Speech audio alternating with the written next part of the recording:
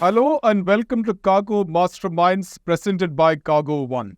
Cargo Masterminds is our exclusive one-to-one weekly interview series with leaders from the world's leading air cargo and logistic companies. My name is Reggie John. The air cargo market's volatility makes developing a reliable and sustainable air shipping strategy increasingly challenging. With air freight capacities fluctuating and market conditions being unpredictable, shippers and manufacturers need more efficient ways to develop sustainable air freight shipping solutions. The best way to accomplish this is through reliable and comprehensive data. Xeneta, founded in 2012, is enabling smarter decisions based on facts and real data. Changing the way freight is bought and sold is the vision of Xeneta. They strongly believe that if you cannot measure it, you cannot improve it. Joining me today to discuss the increasingly important data-driven decision-making in global air freight industry is Niall Wouw, Chief Air Freight Officer, Xeneta. Niall founded Clive Data Services in 2019, which Xeneta acquired in 2022, to provide the most timely and comprehensive insights into the global ocean and air freight markets. I'm extremely glad to have Niall Wouw, Chief Air Freight Officer, Xeneta, in today's episode of Cargo Masterminds. Niall joins us from Amsterdam. Niall, welcome to Cargo Masterminds. I appreciate joining us. Thank you. I'm happy to be here, Reggie. Although I'm not sure I would classify myself as a mastermind in cargo, I will try to give you our latest insights into what we've been seeing and hearing. Thanks, Niall. Let's begin with the latest Xeneta air freight update that came out last week. Inbound US air cargo market is shaping up for a mild peak season, and this is, according to the report, is consistent with the data that Xeneta has shown over the summer that global spot rates are gradually stabilizing after falling consistently since early 2022. Break it down for us to understand this trend better. We could literally, on this question, we could talk for 20 minutes, but because we had some interesting discussions internally on this, but let me try to boil it down to the core of it. One of my colleagues looked at an analysis in the US where you could see that the real discretionary spend for US consumers has been improving for the last few months in a row. So even if we take out inflation, they have more money in their pocket to spend. And you can see it reflected in the increase in durable goods on which they were spending their money. If you compare it to Europe, it's a different story. And then if we would look at that in combination with, let's say, the traditional air freight seasonality that we experience, we're looking at, okay, if they got more money in their pocket, it is likely that we would see a typical, albeit, let's say, modest increase in their spend throughout the rest of the year. The flip side to that is, which we also referred to recently, is a study by the IMF highlighted. They were looking at what is the cause of the surge in inflation in the US as well as in Europe. And they found that, according to their analysis, I don't know how they did it, Reggie, but I'm working off their numbers. They said 80% of the surge of inflation in the US is caused by an overheating economy. So people are spending, if I simplify, people are spending too much. While in Europe, it was only, I believe, 6%, so single digit of an overheating economy. So the flip side to a modest peak in the US, because the US consumers are still spending strongly, is, I believe, a bigger downside risk next year, because many things in life, they regress to the mean at a certain moment in time. And if it's overheating at the moment, that must come down, whether it's a hard landing or a soft landing. I'll leave it up to the experts. So I think that there's a bigger downside risk for US inbound demand than I would think there is in Europe, because the European economy and the inflation there is not because of an overheating economy, but because of issues in the supply chain. So that is a long story to your question why we are, and why we could expect, you could see a modest increase in volumes towards the end of the year because of people having more real money in their pocket. So does that indicate that early next year, the first quarter could be bad for in terms of the demand at least in the US? I would keep an eye out for that, because I think there is, like I said, there's a bigger downside risk there than we see in Europe. The speed at which that economy is still humming, I think many economists agree that that's not sustainable, that's not good. So they're looking for ways to cool it down. And I would expect that to be then also reflected in the purchase of goods and hence the need for transportation. Niall, let's talk about some of the macroeconomic factors which apparently is supporting or likely to support the optimism in the market and a mild recovery as reported in your report in consumer demand and spending. They are good indicators for potential rise in demand for air freight. Is that a right assessment according to you? Well, I think yes and no. So short term in the US, yes. But I think there is, if you go back a few months, the year 2022 started off not what many people hoped. But then there was all the magic buzz, then was a restocking. The restocking was going to happen in Q2 or Q3. And then we couldn't see any underlying data that would support that. So I think I said, I understand the hope. I don't see the data in support of that. And gradually throughout the year, the restocking was pushed back. Now it's going to be Q3 and then maybe Q4. And now you hear more and more retailers talk about Q1. I think it was the company Foot Locker. Their stocks, they crashed 20+% based on the latest statistics. So I think there's a lot of uncertainty about retail in general.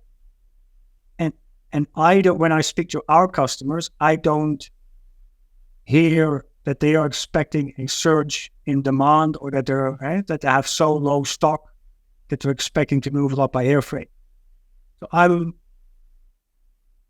I don't see at the moment why demand would pick up much more than what we currently see. And as a result of that, I think what will happen on the supply side will have had the biggest impact on markets in the next 1 or 2 quarters. Let's look away from the US.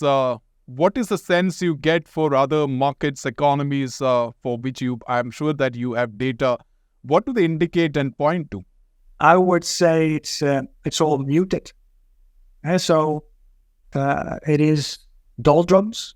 So not, from a volume perspective, there's not a lot happening.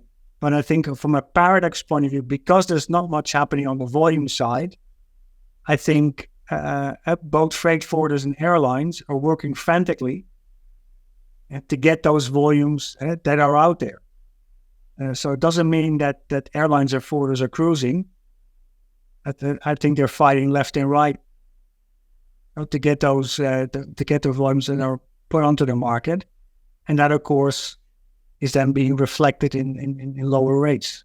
Okay, when you look at the market, do you see that the freight rates have hit the lowest, and in the weeks ahead, the rates are likely to go up gradually? Is that something that you tend to notice, or is that something? I would expect, as I just mentioned, I think supply plays a key component, and I think we're now at the peak of capacity when it comes to the passenger services. The holiday season, especially in the Northern Hemisphere, that will slowly fade out. Assuming that the demands will be the same, then you will see load factors pick up. And I can see that continuing, yes, and especially when the winter schedules start again. Okay, so my next question is that do you think that the current freight rates are more rationalized and it is only irrational to continue to make comparison to the extraordinary rate peaks that we have seen in the pandemic? Yeah, I'm not sure what the word rational is, but making the comparison to, let's say, a year and a half ago, I think provides little value. That being said, I also like to express that I don't see a lot of value in comparing it to 2019 levels. Because you still, is it at the same level of 2019? Name me something, Reggie, that you're buying that has the same cost as it had in 2019 with the crazy inflation we've seen, all over the globe. And I think it was also the CEO of Hapag-Lloyd who said, yes, rates may be at 2019 level, but hey, my costs are 20, 30% higher on certain lanes. And so I think the base from a cost point of view is much higher now than it was in 2019. So I think comparing it to a year and a half ago or comparing to 2019, I find both of them of limited value on assessing where are the rates now at a sustainable level. I think what Airfreight keeps on surprising us that this is about where the bottom is. We don't see a lot of demand. Capacity has for a large part returned, and if markets can bear this, I think this will be a new base from which rates might start following the seasonal patterns again. And going through also in the recent past, the numbers published by airlines, we do notice that the cargo yields have been nosediving. How much of this do you think is driven by aggressive drop in cargo rates as airlines and forwarders are going through a scenario which you actually described in one of the recent updates as fear of missing out, FOMO? Well, I think most of it is regression to the mean. And in certain quarters it will be made worse because of that dynamic. But I think airlines were probably just as surprised as we were. If you see what the rates were doing and how much money they were making, but also on the carrier side. But that's all gone. I think it was what's the opposite of a perfect storm in a positive sense? And that was occurring. Those fundamentals have disappeared, and then demand and supply does its work. And I think that probably then overshoots because of the fear of missing out. It probably drops below a certain level, and then it will bump up again at the moment people think, well, this is not sustainable. Because in the end, I would say it's a zero-sum game. Freight forwarder A steals a bit of business from freight forwarder B at a lower rate, and then freight forwarder B steals a bit of business from freight forwarder A. And in the end, the shipper is richer. And so I think a bit of irrational behavior, maybe a bit of panic, like guys, we got to make the numbers. But I think even as the human body can only be in panic mode for so long, I think an industry or company can only be in panic, and then acceptance of reality and I think more rational or more sustainable rates will emerge again. How likely does this trend going to last? Do you think that is this going to continue for some more time? I wouldn't expect it to get worse, because I think when this starts, and you might be going after any kind of business you might get your hands on, well, once to either to try to meet your budget or try and explain to the higher levels, we're still reaching our targets. But once people realize that that's no longer possible, and that they start looking more ahead again, I think that kind of behavior would decrease. Niall, what does your data suggest of load factors? Are there any trend in terms of are they improving? No, they're not improving. They're not getting much worse. But just to compare, at the start of 22, I think we were talking about load factors globally of 70%, which was a record. Now our globally is 55, and that is quite a difference, which we see reflected in the lower rates. I would expect them to go up in the months ahead, mainly because of capacity being taken out of the market. And secondly, if the typical seasonality patterns would come back, then we would see a bit of an increase towards the end of the year. Neil, when you look at the main air freight corridors, what is the data you're picking up and what do they indicate for the rest of the year? That's a big question. I would, like we said, on the big corridor, a Transpac, we still see a strong U.S. consumer, which might indicate that we see an uptick towards the end of the year. When it comes to Europe, flows into Europe, more muted. And an economy that is not as buzzing as hard as we see in the US, according to the statistics. I don't expect even a modest peak into Europe, to be honest. That'll be a more, flattish towards maybe a bit of an uptick, but the help will come from the capacity side. With less capacity in the same volumes, flights will get fuller, and that will help airlines to increase the rates because demand and supply has changed. But I don't see why the trends that we are currently seeing will change so quickly that we'll get a surge. But hey, as I told you previously, the air freight market is not really in control of its own destiny. There's stuff happening in Panama. There might be stuff happening around the world, which could cause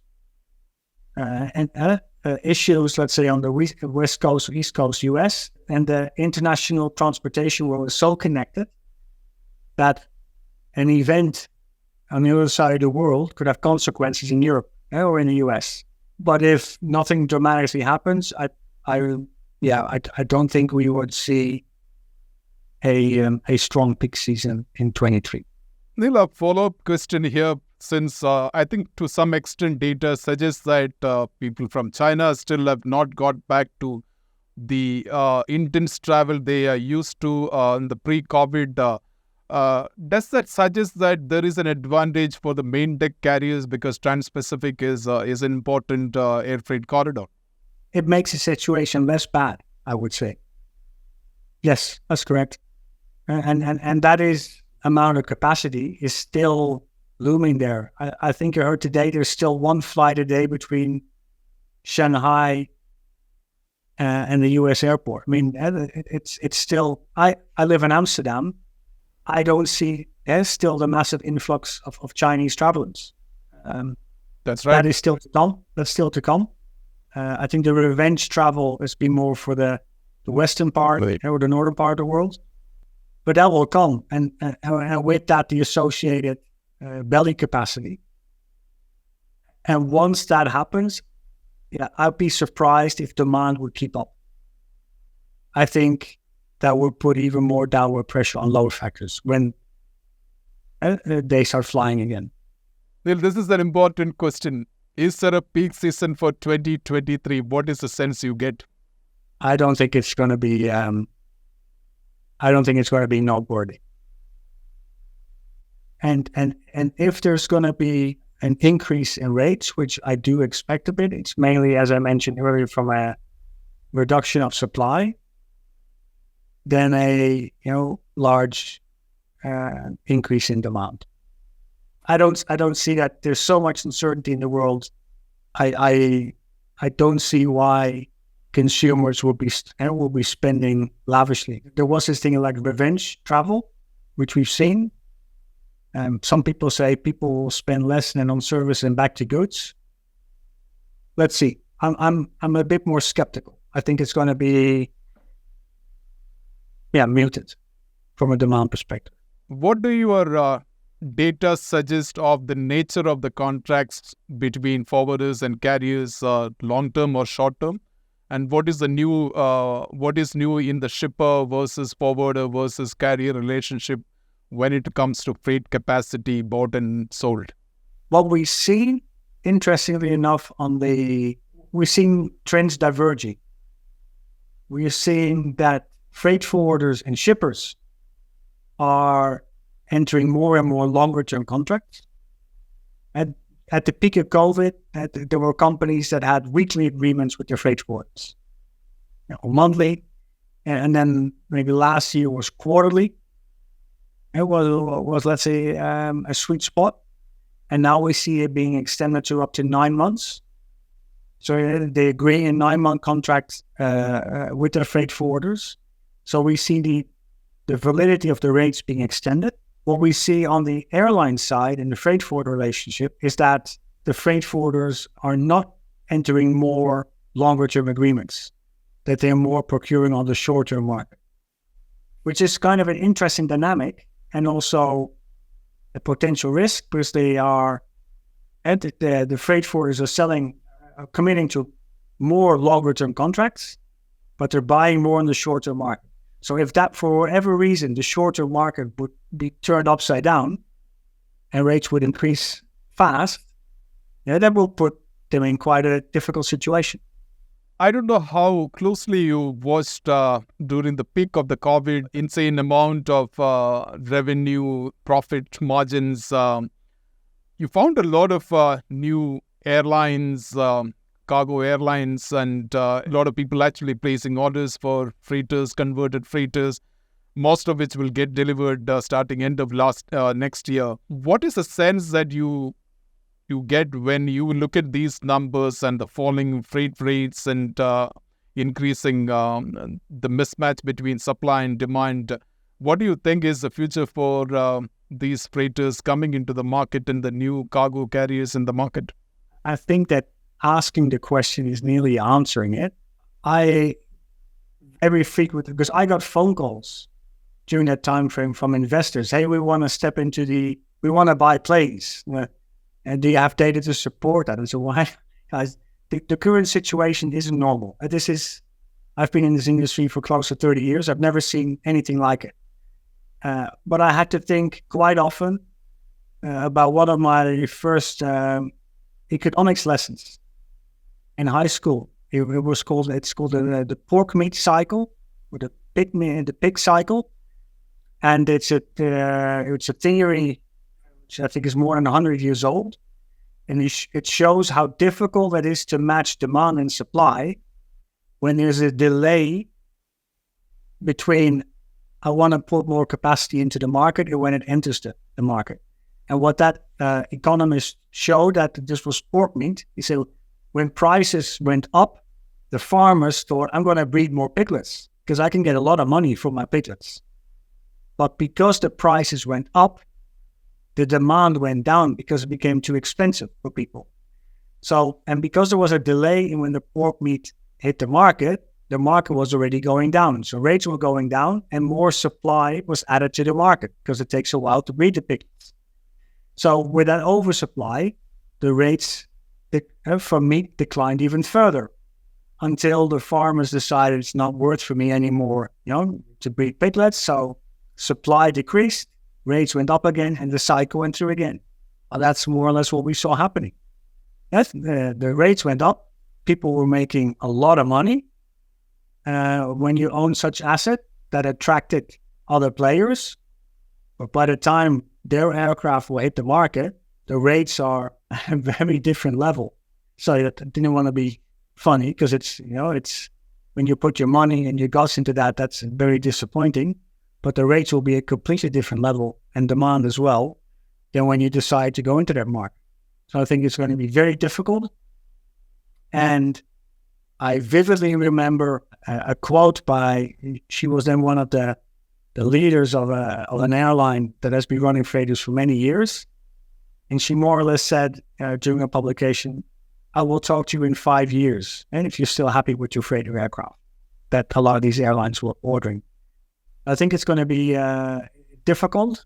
And you already see freighter operators either reducing their order book, parking aircraft, going into Chapter 11. The current market is not in need of any additional capacity. I think it's going to be very difficult for the operators / investors of those assets in the few years. Of course, you buy these things maybe with a perspective of 15 to 20 years, but the first few years I think will be very difficult. Neil, on that note, I want to ask you and end the conversation with this question. Market sentiments and hard data. Tell us how these two are influencing decisions among shippers, forwarders, and carriers. Well, okay. Let me use another metaphor that I love, and this was by another economist, and he said, let's assume there's a wedding supermarket where you have 100 people, so you could have 50 pairs, so 50 pairs, and then everybody would find a partner. Now imagine that you would take one person out of that market. So the balance is still nearly there, but it's now 50 and 49. So one person in that room now will not have a partner. And that changes. So let's say, I'm going to do this the old-fashioned way. Let's say we got 50 guys and 50 girls, and we take out one girl. So one guy is going to be left without a partner. That changes not only that person, but it changes the whole negotiation position of those 50 guys. Because they might think, well, hang on, I don't want to be left out. So when finding their ideal partner, they might settle for less, or when both sides are negotiating. So just with a minor imbalance, that could have an impact for the whole group. And I think that is what is happening. We don't see a dramatic drop in volumes on most legs. And it's muted. There's not a lot of growth. But the fear of missing out, or the fear of not making budget, or the fear of keeping your customers, or going all in. In one of the articles, I said, you're going to Vegas. If you're buying on the short-term market, everything, but you're committing a 1-year valid rate, that's quite a gamble, because nobody knows what's going to happen in that year. I think is where we have the difference between sentiment and fundamentals, where the sentiment is, I would argue, worse than the hard facts seem to suggest. But that's temporary. Then people will, like I said, the panic or the overreaction can only take so long, and then it will regress to the mean, and the data and the sentiment will become more in line. Niall, thank you so much for giving us a very realistic perspective on the current air freight market based on what we must love is data. Thank you so much. You're very much welcome. Thank you for having me, and have a lovely day. That was Niall van der Wouw, Chief Air Freight Officer at Xeneta. I hope you enjoyed watching this interview. If yes, like, comment, share, and recommend this video to your friends. And more important, if you're not a subscriber of our YouTube channel, please do subscribe now and click the bell icon so that you do not miss any of our new videos. An audio podcast of this series is available on Spotify and on Amazon Music. I highly recommend you to check them out. Don't forget to follow Cargo Masterminds on Spotify and Amazon Music. Join me next Monday for another episode of Cargo Masterminds presented by cargo.one. Until we meet again, have a great week ahead. Thank you.